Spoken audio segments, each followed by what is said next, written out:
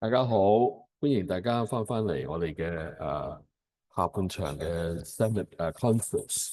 咁跟住落嚟咧，我哋係會邀請到 Apt 嘅 Mr. Jeremy 去 present 佢嘅topics 嘅。And his topic is hydrogen development for buildings. Jeremy, it's your terms. Hi, thanks for that. Hi. Yeah, I'll just turn on my camera real quick. Yeah, it's okay. All right. Well, And thanks for you having will me. you will share your screen more. Yeah, happy to share the screen. I've got the slides open if you need. Yep, I'll Okay. do it now. Okay. Thank you.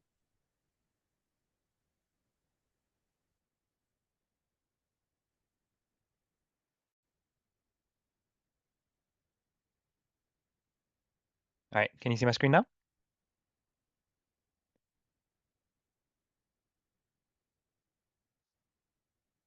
All right. So thanks for having me, everyone. Today I'm here to present a short piece of research that we did internally within Arup. This was to look at the potential of using hydrogen for decarbonizing in the building sector for Hong Kong specifically. Now, a quick presentation about Arup. So we are a global and multidisciplinary firm. We've been involved with infrastructure projects all over the world, including hydrogen projects, either as engineers, as planners, as consultants, or just as technical specialists. But we cover all kinds of services and types of fields like building services, structural engineering, MEP, sustainable design, as well as infrastructure. In East Asia, no, in Asia in general, we have about 15 offices spread around, but I am based here in Hong Kong, which is our hub office for the Asia region with about 1,500 employees here. Now, we have been involved in a lot of alternative fuel projects around the region. Um, and we've been very active specifically across East Asia and Southeast Asia as well. So, for instance, in Singapore, we've been involved with techno-economic studies or supply chain studies for the Singapore and UK government. And we just recently completed a project for a private investor in Singapore that was looking at decarbonizing CCGT turbines with alternative fuels like green hydrogen, but also blue ammonia, green ammonia, and other combinations of green fuels. But we also covered other parts of East Asia, such as Korea. We've also done Japan, which is not shown on this slide here. We've also covered countries like the Philippines and Australia as well, so beyond Asia as well. In Hong Kong, we've also been very active in hydrogen projects specifically. And this started really with the 2023 study that we did for the EMSD, in which they had started the feasibility of launching a hydrogen bus for Hong Kong. Now that is actually rolling in Kowloon, but we did the original drafting of the code of practice for EMSD. We also continued this with studies for the Airport Authority, who looked at waste to hydrogen at their facilities. So we did the early concept design for that project. We looked at doing a risk assessment for the Transport Department at their depot in Qingyi. And just earlier, a few months ago, one of my colleagues delivered a study for a private client looking at liquid ammonia and hydrogen and the possibility of importing that to Hong Kong. Now, why look at hydrogen in the building sector for Hong Kong? Well, there's three really topics that are surrounding this. And the first is the geographical factors that we have around here in Hong Kong. So the main thing is that there is a large breadth of choice when it comes to hydrogen production projects in the Guangdong and GB area. So large hydrogen production, but also transmission projects that could feed into the Hong Kong demand. Hong Kong also benefits from its status as a global trading hub, which, if resorting to overseas trading, can be very beneficial for the Hong Kong context. And in terms of policy and regulation, the Hong Kong government has always pushed through with hydrogen as a means for decarbonization. And in fact, there's been very recently a consultation on an amendment to CAP 51, so the Gas Safety Ordinance, to incorporate hydrogen on the same level as town gas. But I think one of the most interesting factors about Hong Kong is the technical aspect, which is that the town gas distribution network already includes 50% hydrogen by volume, something that Dr. Kong from Town Gas already explained in the last series of webinars.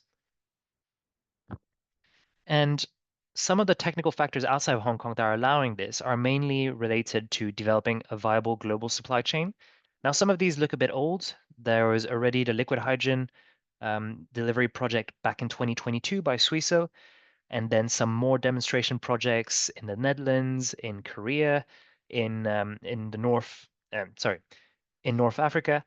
But I think one of the more recent developments that is very interesting, and that's not shown in this slide, is actually the memorandum of understanding between Marubeni and Envision in China to export green ammonia from Inner Mongolia to Japan. And that shows kind of a drive to international supply chains of green and blue hydrogen and ammonia. Now, to introduce this study very quickly, so we looked at this in 4 stages. We first developed a high-level concept design. So this was looking at how can we use hydrogen in a building using perhaps the town gas supply as direct supply of hydrogen. Then we did a brief regulatory review, drawing on our past experiences in consultancy studies here in Hong Kong. We looked at doing a decarbonization estimation, so essentially a well to gate decarbonization estimation, and then looked at different stakeholders that we could discuss this with, eventually target as a consultancy, and kind of carry this forward as a concept. Very quickly, because I'm sure Tom Gas has covered this already, but this is the original pilot project that was launched back in 2023. The pressure swing absorption system that was used back then was a rotary type pressure PSA. And very simply, it extracts the town hydrogen from the town gas pipeline and re-injects any sort of residual gas, which is separated from the hydrogen, back into the town gas network. To develop this concept design, we looked at a range of different commercial solutions, and there are many actually commercial solutions already on the market. Now, there are some like the refire systems, which can be very large, from 1 to up to 3 megawatts in capacity. But when we're looking at the building scale, we wanted to keep it relatively small, and in consideration of the actual energy demand of typical buildings in Hong Kong, we wanted to limit this as much as possible. So we ended up settling on this system by EFOY here on the right, which is a 50 kilowatt system. There's no major reason for this, except from that it fit the right range that we were looking for at the time. It also has a built-in inverter system, which is very important because you don't want to have to install a separate inverter system, which would complicate the installation. So that's why we ended up picking up that system, but you could have just very well have picked up a Toyota system, a smaller refire unit, a Honda system, or a Ballard unit. Taking the concept of the town gas pilot a bit further and to expand it to meet the demand of a 50 kilowatt system, we essentially just expanded the town gas pilot and did a feasibility based on that. So we use the same exact components, so 2 rotary PSAs in our case to meet the hydrogen demand of the system, and multiple compressors, first to compress the hydrogen, but also to compress the residual gas that gets re-injected to a town gas network. And based on this, and using NFPA as a guideline for sizing and separation distances, we get a system that is about 100 square meters in size for a 50 kilowatt rated power system. We could have looked at other supply methods in this case. So for instance, you could consider bottle supply, which is probably the first port of call for most of these cases. And that makes a lot of sense if you're looking at backup power supply type of system. But if we're looking at in operation decarbonization over a long period of time, this becomes a bit more difficult because it implies frequent deliveries of bottles to site, perhaps pallets of 15, for instance. There are other types of systems like tube trailers, which would reduce the frequency of these deliveries, but in a high density urban environment like Hong Kong, we could imagine that would be quite difficult to deliver tube bottles to site on a regular basis. We didn't even look at the pipeline supply just because there is already a pipeline supply in the form of town gases distribution network. Forming a dedicated hydrogen pipeline network would just be too much of a capex investment for this type of solution. So knowing this, we looked at what would be the regulatory background based on our past studies in this kind of field.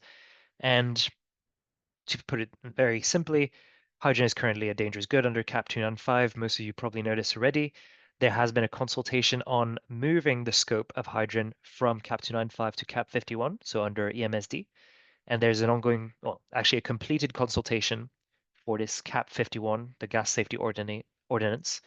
And this has meant that there has been new codes of practices for hydrogen systems, new QRA requirements by MSD, new inspection requirements from competent persons.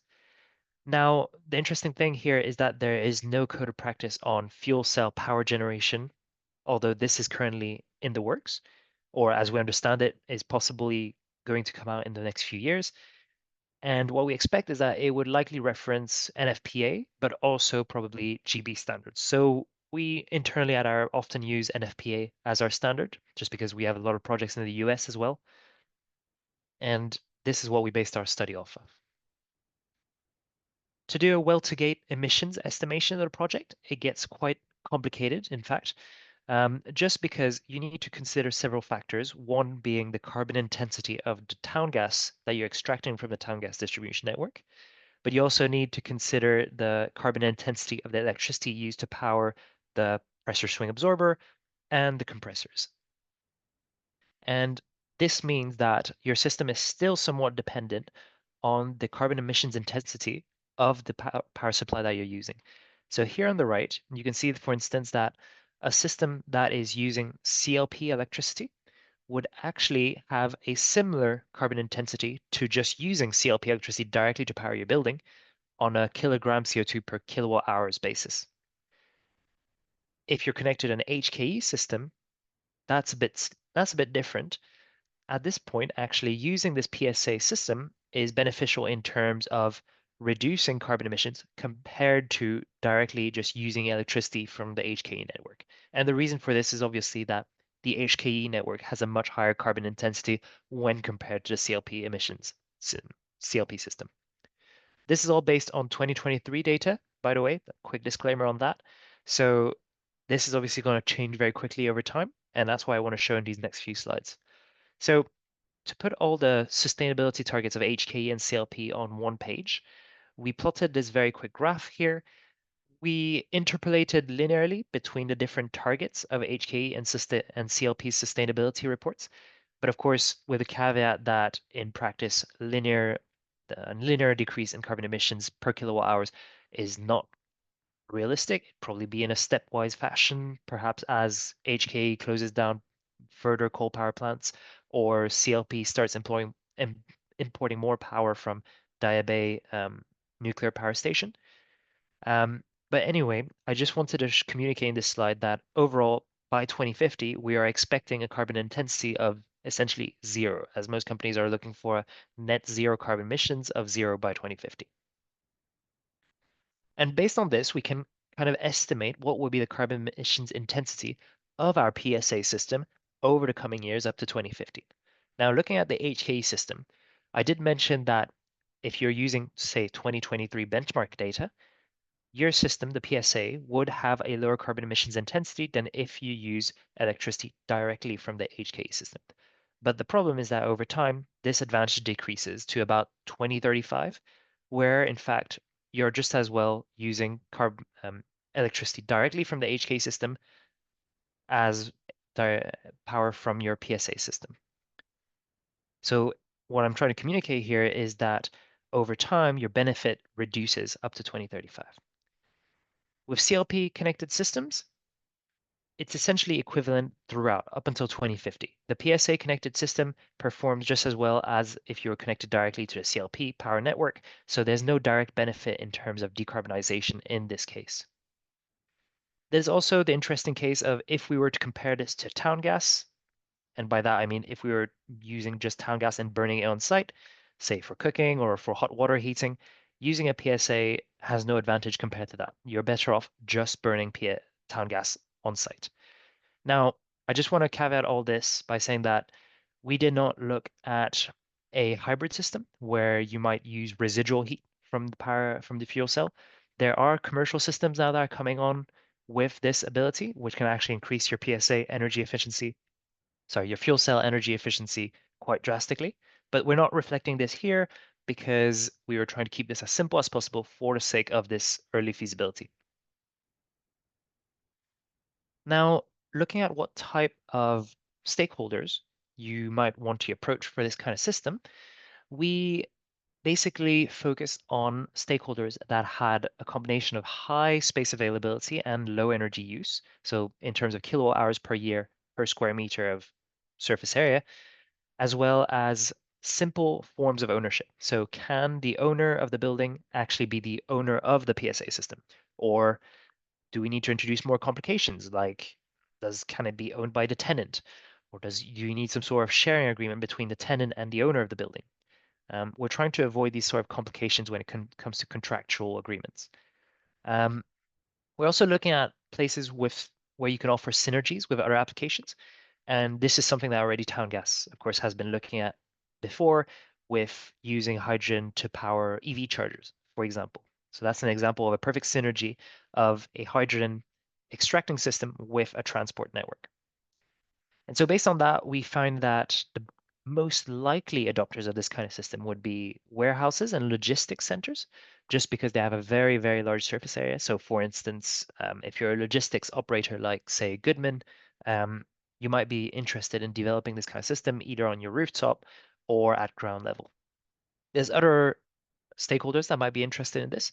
There's the HKIA, the airport, and large school campuses, so HKUST or Hong Kong Science Park, for instance. So yeah, I'm just outlining here the key building types we look at. These are firstly campuses. So this is perfectly in line with what Towngas is doing with the Hong Kong Science Park. There are possible synergies with EV charging, for example, but also just general decarbonization of building power supply. The airport offers a similar opportunity, and in fact, the airport has already expressed interest in using hydrogen to decarbonize their system. And they've also explored looking at using hydrogen for their ground fleet. So this could be another synergy of how to use this PSA system for decarbonization. Data centers are also an interesting case just because they have a very large and very stable energy demand. But what we find is that really in the grand scheme of things, the size of this PSA and fuel cell system would be so small compared to the actual demand of a data center that the impact would be minimal. And then, like I said, warehouses and depots are probably the most interesting types of stakeholders in terms of direct power decarbonization, just because, especially in the case of non-refrigerated warehouses, they don't have a high energy consumption in terms of kilowatt hours per square meter. So, sorry, the key takeaways I'd like everyone to come away from with this presentation, which admittedly is very short and full of caveats, is that Hong Kong is in a very good place for exploring hydrogen and the hydrogen supply chain, and possibly harnessing this to kind of decarbonizing both the power sector, but of course also, for instance, the transport sector, the construction sector, or the industrial sector. There are commercial solutions out there. I'm sure there's many people on this call that represent OEMs that are involved in this kind of system. So these exist and they can be used in the case of the Hong Kong building sector decarbonization. Now, what we find, and this is from the comparison of the CLP and HK connected systems, was that the decarbonization effect could be minimal, especially in the case of a CLP connected system, if the CLP grid followed its sustainability targets. HK systems are a bit more beneficial. There's a bit more of a difference between power sourced from this PSA and fuel cell system as opposed to power directly sourced from the electricity network. And lastly, we identified the key stakeholders that might be most interested in developing this type of system, and these are typically warehouses, logistics centers, possibly data centers. There's also the side benefit that they might act as a backup power supply, although, like I said, the size of this fuel cell system might be quite small relative to the actual energy demand of a whole data center building. And then lastly, campuses where there can be synergies with mainly EV transport. And I think that's come under time by quite a bit. Hopefully that brings you back on schedule. Um, let me know if you have any questions. Happy to answer any sort of questions on this or point you towards the right people within Arup if needed. Okay, thank you, Jeremy. It's a very excellent presentations. Thank you. So you. Thank you. Hello，Kenny，你可以 share 你個 PPT 定係你需要我幫你手 share 個 PPT？因為未聽到你把聲，我 unmute 咗你㗎啦，唔該。你好，等我 share ，hello，好啊，唔該晒你。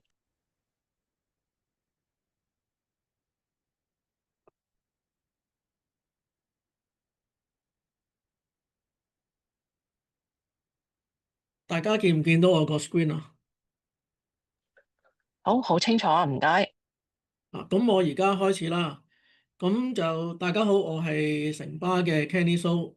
咁啊，首先啦，好多謝大會邀請，即係我嚟參加呢個研討會。咁今日都獲益良多啦。我哋聽咗垃圾製氫啦，我哋聽咗燃料電池啦，我哋聽咗固體儲氫啦，亦都係聽咗 hydrogen 喺呢個 buildings 入邊嘅 application 啦。咁我今日嘅 topic 咧就係liquid hydrogen as fuel in transportation 嘅，就係喺交通運輸入邊咧，液氫係作為一個燃料。咁啊，點解我哋會講液氫咧？就因為發覺咧，即係液氫係會有好多好處嘅。咁我哋之後落去咧，就我哋大家會見到嘅。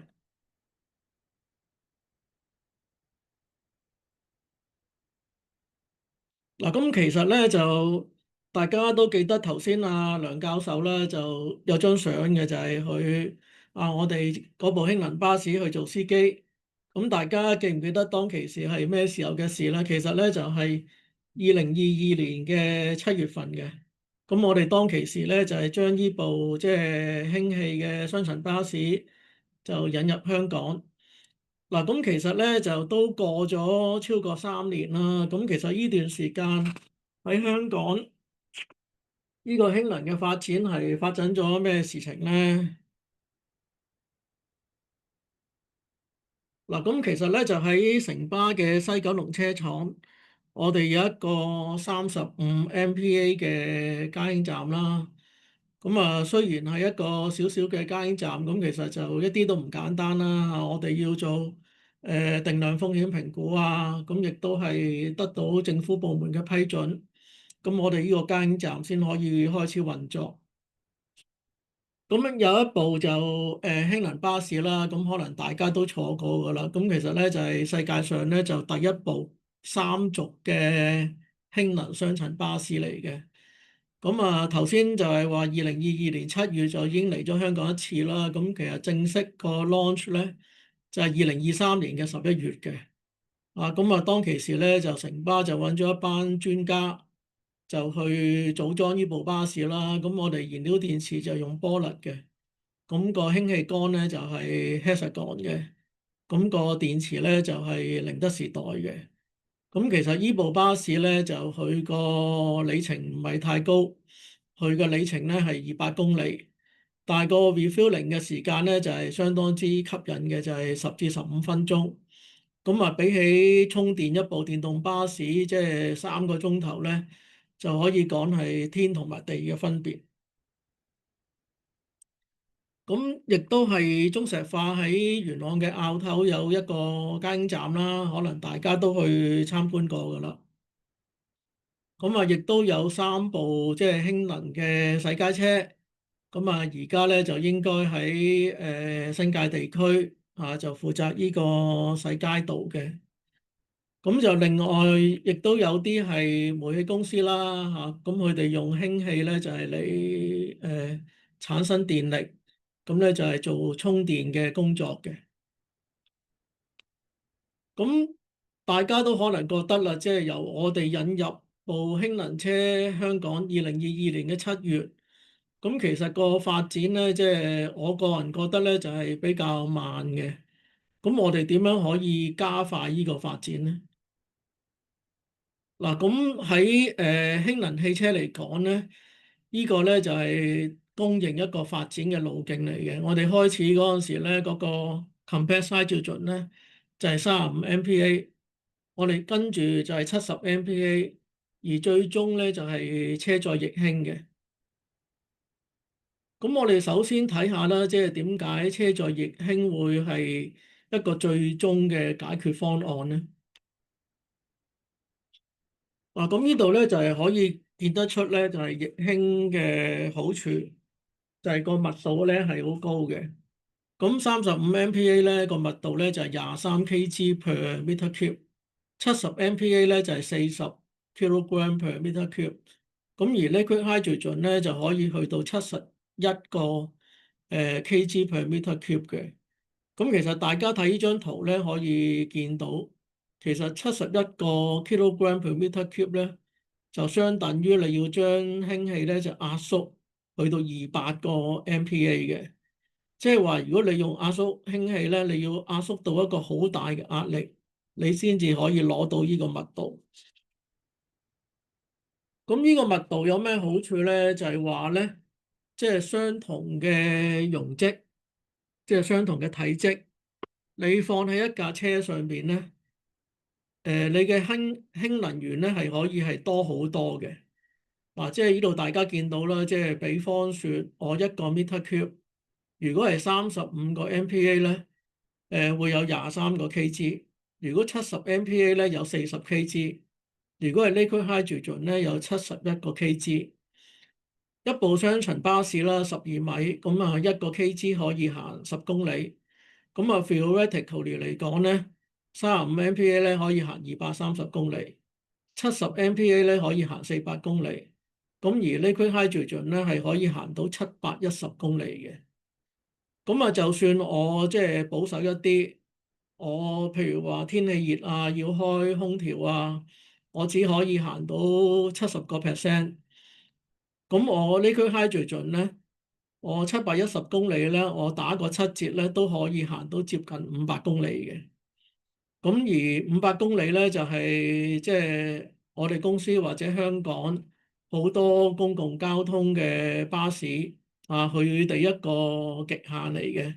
譬如行屯門公路嘅路線啦，或者由飛機場嚟到港島區嘅路線咧，每日咧都係行大約500公里嘅。咁即係話車載液氫咧，係可以完全滿足全部路線嘅要求。嗱，咁亦都一個好大嘅好處啦，就係即係其實液體嚟講咧，佢個壓力係好低嘅。即係如果係車載液氫咧，佢個儲存壓力咧就係只係1個 MPa。咁而加氫站嚟講個 storage 咧，可能都係1至到2個 MPa。咁啊，大家可以睇翻啦，即係如果我35 MPa，咁可能加氫站咧要儲到45個 MPa。咁我呢個加氫先有效率嘅。咁我哋覺得咧，即係冇咗一個高壓嘅儲存，咁其實喺香港起多啲加氫站嘅障礙咧就係消失咗。咁而液體加氫嘅時間咧，亦都係相對嚟講係快啲嘅。嗱，咁如果係頭先講咗啦，10至15分鐘。咁如果我用液體嚟儲存，我照加翻氫咧，都係10至15分鐘。但係如果我 liquid station，我 liquid to liquid 咧，咁其實就算係80公斤咧，都係可以細過10分鐘嘅。咁其實咧就將來可能有啲科技咧，如果係每分鐘20公斤嘅。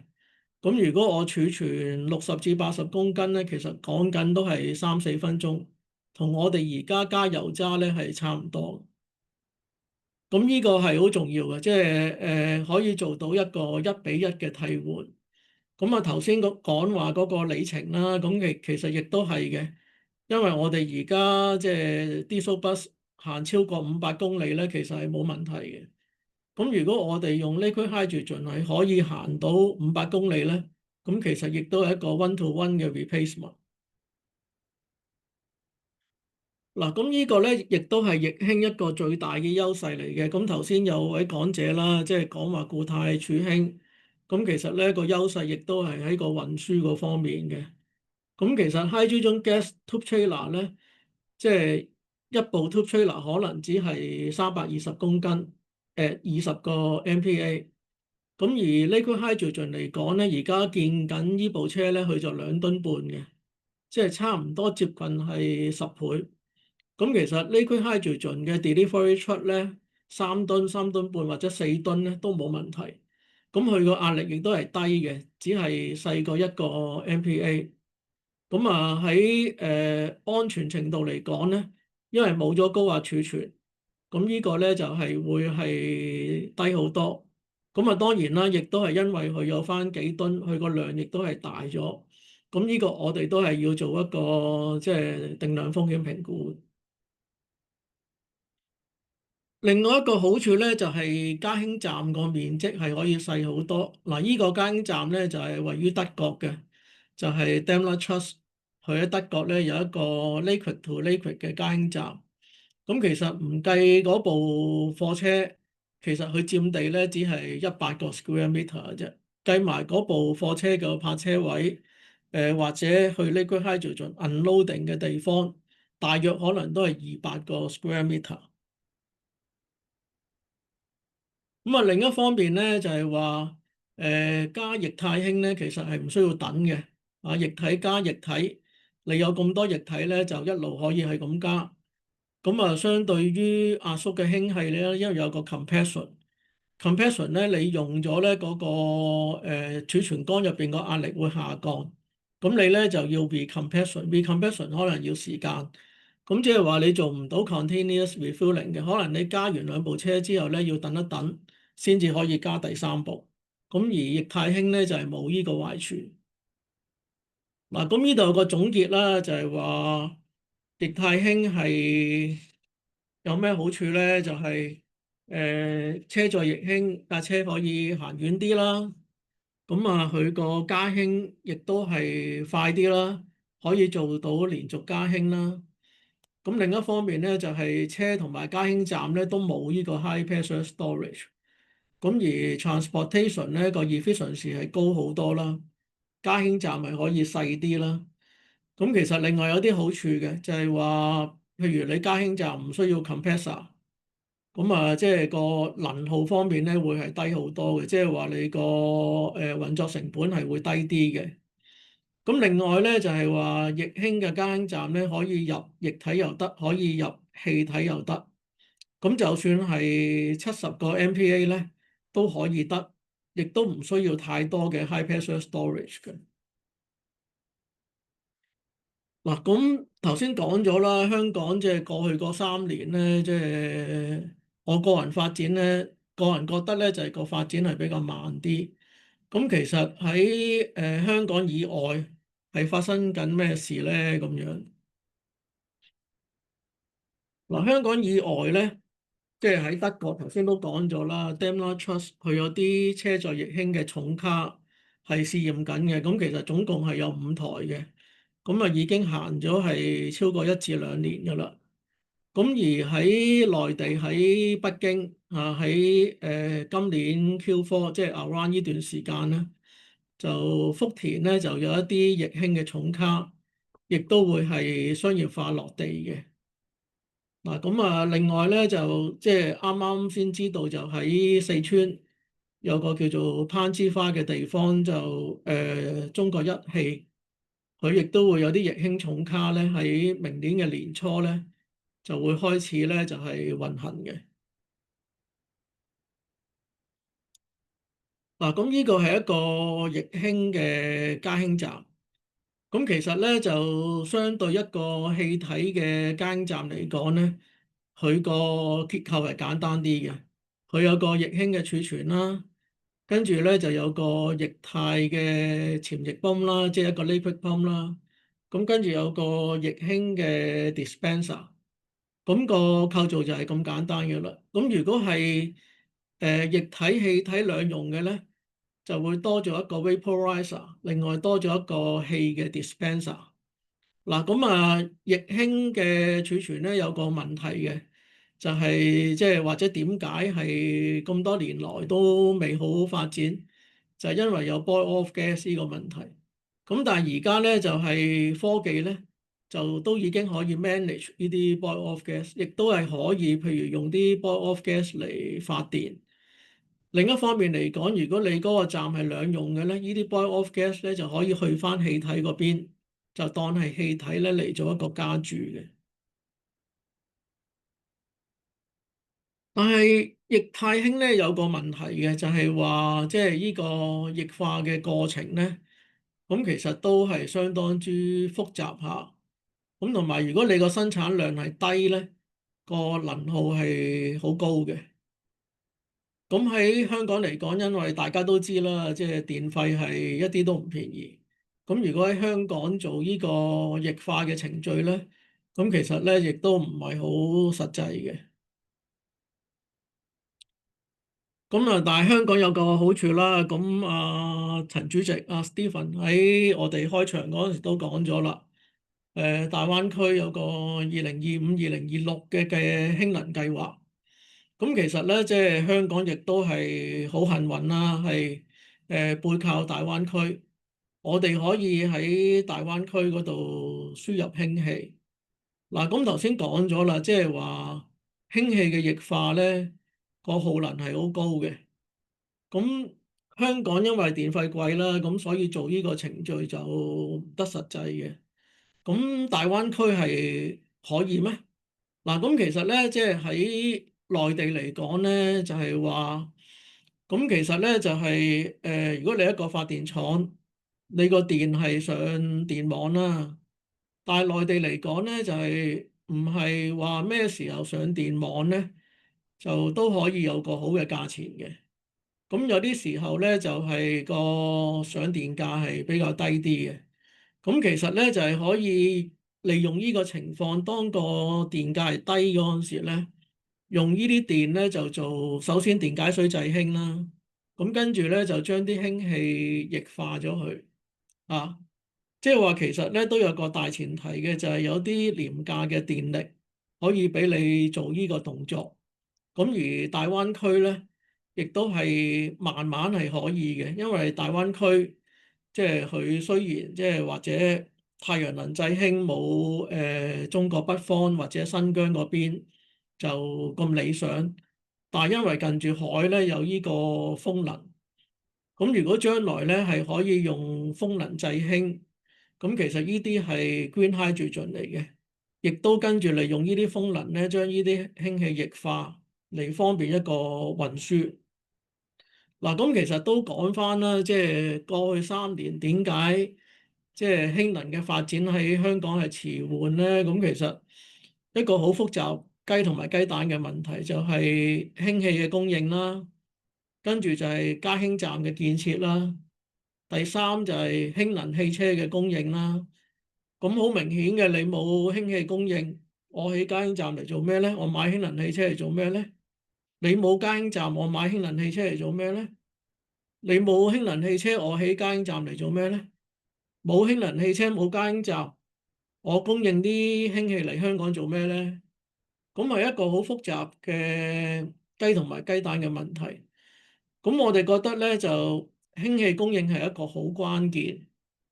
咁其實而家香港即係氫氣嘅生產好有限。咁可能將來有垃圾製氫啦，咁但係咧就因為香港即係啲成本都係高嘅，咁就相信咧即係垃圾製氫可能香港個成本亦都唔會係低。咁其實我哋覺得咧就最重要咧就係解決咗呢個氫能嘅供應。咁其實就液態氫喺香港係咪受到支持嘅咧？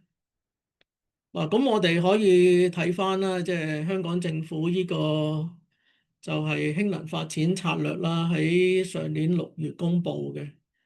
咁其實咧係亦都係有話咧，嗱，facilitate the importation of low carbon hydrogen energy from the mainland and overseas。咁就係話咧，氫能要係 import to 香港嘅。咁由內地或者由其他國家嗱，咁但係大家想象下啦，內地或者其他國家運氫氣一個壓縮氣體其實係冇乜可能嘅。咁唯一希望就係液氫或者係亞摩尼亞或者係頭先有位講者嘅固體儲氫。咁即係其實話大前提咧，我哋將來咧就氫能咧都係要係輸入嚟香港。咁大家亦都見到啦，咁其實 liquid hydrogen 咧喺政府嘅氫能策略咧，亦都係一個即係可以發展嘅方向嚟嘅。有一個問題咧，就係好多朋友都係會問嘅，咁 liquid hydrogen 咁啊，但係呢個標準係點樣咧？咁其實即係香港就好幸運嘅。香港因為個歷史背景啦，咁所以係好接受歐洲標準。咁啊，亦都係而家咁，我哋其實係中國嘅一部分。咁我哋亦都係接受即係國標嘅。咁喺呢個標準上邊咧，即係歐標、國標或者一些即係出名嘅廠家佢個 standard，或者內地有啲 group standard 有啲團標嚇，咁其實我哋亦都係可以考慮。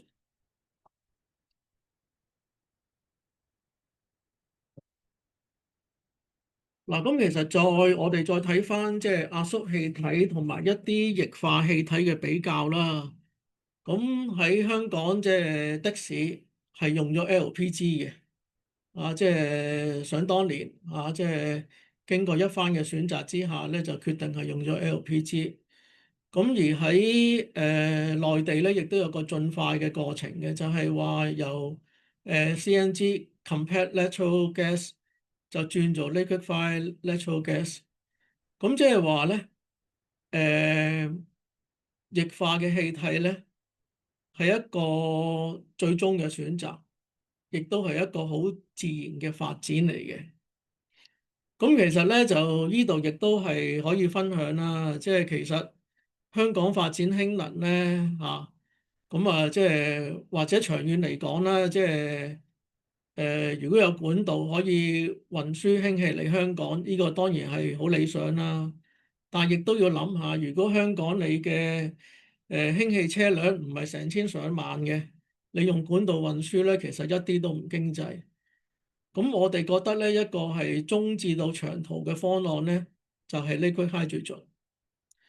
咁而我哋亦都係好幸運啦，我哋可以喺大灣區輸入 liquid hydrogen。咁但係咧就係話任何一個科技如果係同公眾運輸有關嘅，個安全性一個好大嘅考慮嚟嘅。咁我哋亦都希望咧，就香港可以朝住呢個方向去發展。咁就即係希望我哋大家一齊努力，即係令到呢個咧就變為事實。咁今日咧就係我呢個分享。咁好多謝大家。